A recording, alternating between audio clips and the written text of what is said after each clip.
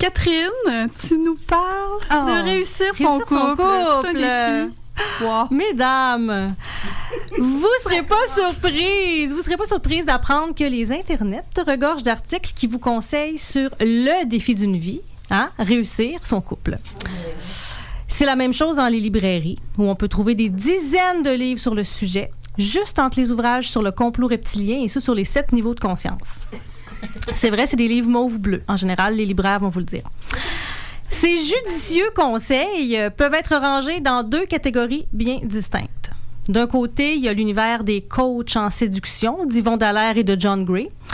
Bref, de ceux qui pensent que les hommes et les femmes sont bien différents, que l'amour est une question d'échange de commodités, le sexe pour les hommes, la sécurité pour les femmes, et qu'il faut maîtriser la microéconomie de la cruise pour devenir un winner dans la macroéconomie de l'amour.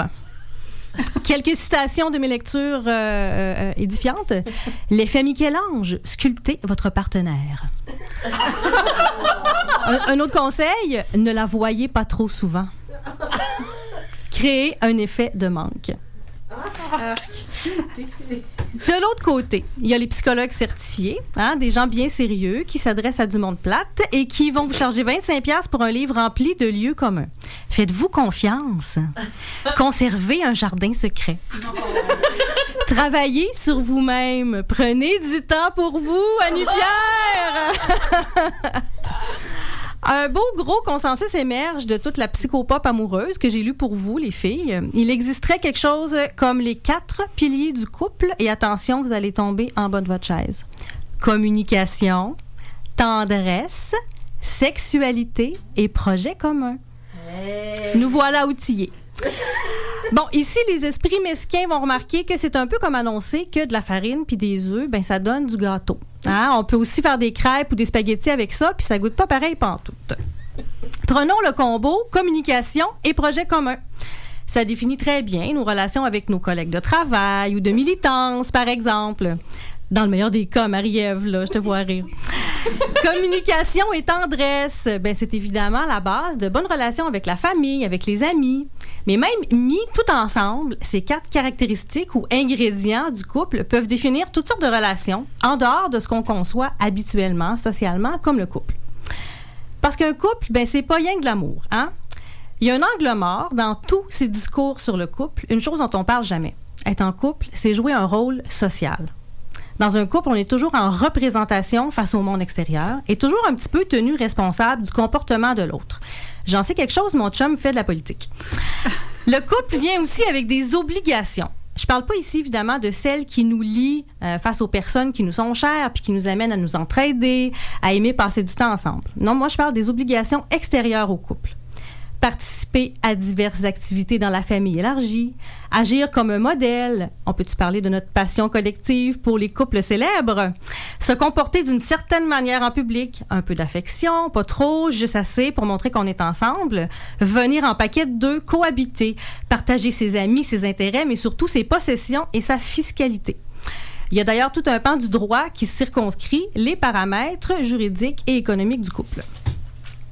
On accorde beaucoup d'importance à ces fonctions-là. Elles sont nécessaires à la reconnaissance sociale de la validité du couple.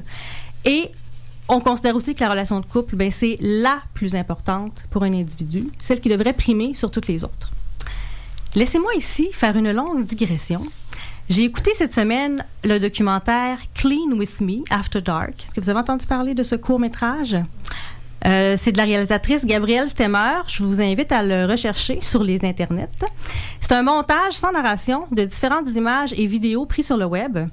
En apparence, pendant les premières minutes, le film semble porter sur une de ces nombreuses sous-cultures de YouTube, celle des vidéos de ménage. Connaissez-vous ça? Oui. Oui.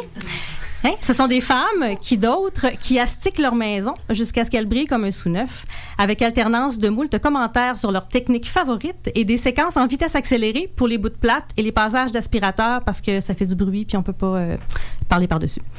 Où en étais-je? Oui, l'aspirateur. Elles sont heureuses. Elles le font pour leur mari, after dark, quand il est couché, bien sûr, car il travaille fort et il aime se réveiller dans une maison propre. Et elles entraînent leur petite fille à faire la même chose. Oui, je vous jure. Vous irez voir ça. Bon, on y voit de la propreté à n'en plus finir, le genre de propreté inatteignable pour nous, les pouilleuses.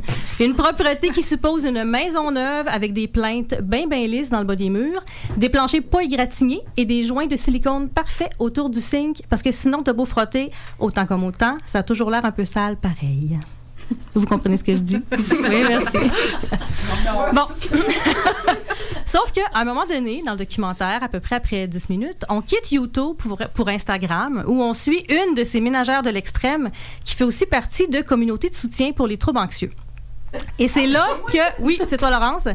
Et c'est là que le documentaire devient vraiment trash. On voit cette femme parler du moment où son anxiété s'est déclenchée pour la première fois. Elle était très jeune, je me souviens pas, 18 ou 19 ans. Elle venait de se marier et de déménager à des milliers de kilomètres de chez elle pour vivre avec son mari militaire. Il est déployé, elle se retrouve seule, inquiète pour sa sécurité à lui, dans une banlieue où elle connaît personne. Elle angoisse, le ménage la soulage. Les témoignages se juxtaposent ensuite à toute vitesse. Des femmes, souvent seules, mères ou pas, au foyer, avec la charge principale des tâches domestiques. Plusieurs n'ont pas d'amis, vivent loin de leur ville d'origine parce qu'elles ont tout quitté pour suivre leur mari. Elles pleurent à l'écran. Elles ont sans doute réussi leur couple. Elles sont si heureuses dans leurs vidéos de ménage, mais elles ont peu d'autres relations significatives. Elles angoissent et on les comprend. Moi, je vous dis, entretenez vos amitiés.